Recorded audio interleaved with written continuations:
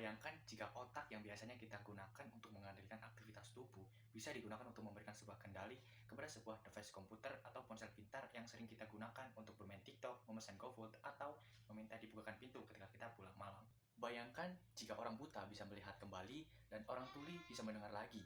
Dan bayangkan jika kalian pergi ke Korea, kamu tidak bisa bahasa Korea, tapi kamu bisa mendownload bahasa Korea ke otakmu, sehingga kamu bisa tahu arti dari bahasa Korea dan bisa berbicara dengan lancar dengan penduduk lokal Korea. Kemudian bayangkan jika ketika pulang kamu ke Indonesia, kamu bisa mengingat semua kenangan ketika kamu di Korea. Bayangkan jika kamu bisa merekam dan menonton ulang semua memorimu, bahkan mendownload memorimu sebagai backup. Dan semua bayangan tadi bisa terwujud berkat Bapak yang satu ini. Our next guest is the co-founder of PayPal and the founder of both Tesla and SpaceX. He will lead us to Mars whether we want to go there or not. Please welcome Elon Musk. Mr. Elon Musk. To Elon Musk. Elon Musk. Elon Musk, welcome to London. I'm Elon Musk. Tanggal 9 April, perusahaan Elon Musk, Neuralink, membagikan sebuah video ekor monyet yang bermain pingpong dengan pikirannya. Namun sebelum kita pergi membahas lebih jauh tentang Neuralink ini, kita akan kembali kepada definisi dari Neuralink sendiri. Neuralink adalah gadget yang akan dimasukkan ke dalam otak menggunakan robotika atau ahli bedah dengan saraf. Dalam prosedur ini, chip yang disebut link ditanamkan di tengkorak. Ini memiliki sejumlah kabel yang terisolasi dengan terhubung dari elektroda yang digunakan pada proses. Perangkat ini kemudian dapat digunakan untuk mengoperasikan smartphone dan komputer tanpa harus menyentuh. Cukup ribet dan terdengar sangat panjang. Tapi pada intinya, ketika kita ingin menggunakan sebuah komputer atau ponsel, itu pertama, otak memberikan perintah kepada tangan untuk menggerakkan atau mengoperasikan komputer tersebut. Mungkin kalau komputer, alat masukannya adalah melalui keyboard ataupun mouse.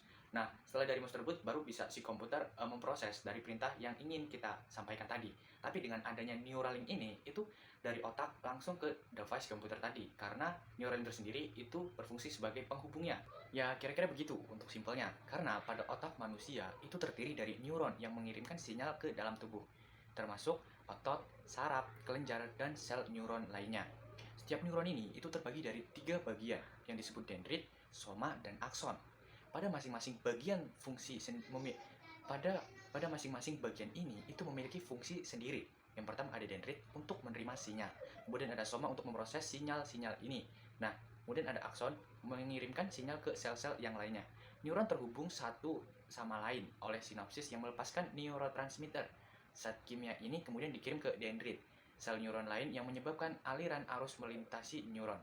Nah, elektroda yang merupakan bagian dari Neuralink ini itu akan membaca sinyal listrik atau perintah gitu ya, yang dihasilkan oleh beberapa neuron di otak gitu kira-kira.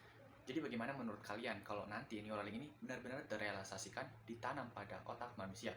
Walaupun sebagian orang itu ada yang skeptis dan memang belum ada bukti keampuhannya, tetap saja ada kekhawatiran yang muncul andai nanti benar-benar ada chip yang ditanam pada otak manusia. Mungkin sejauh ini uji coba yang telah dilakukan itu pada monyet dan babi, dan tidak menutup kemungkinan kalau nanti benar-benar akan diuji cobakan kepada manusia. Dan jika uji coba tersebut berhasil, mungkin ada dampak yang bagus, diantaranya mungkin orang buta bisa mengoperasikan smartphone gitu, ataupun orang yang tuli bisa mendengar lagi dengan bantuan Neuralink ini, ataupun bahkan orang yang lumpuh ataupun stroke bisa menggunakan smartphone atau komputer dengan menggunakan bantuan dari Neuralink ini. Tapi tidak menutup kemungkinan ada beberapa dampak negatif yang akan timbul akibat Neuralink ini. Elon Musk menyebutkan nanti chip ini itu dapat upload ataupun download informasi antara otak manusia dengan internet, walaupun masih berupa klaim ataupun kayak rencana gitu. Tapi jika benar terjadi, maka tidak menutup kemungkinan otak bisa dikontrol oleh orang yang menyalahgunakan, misalnya saja hacker.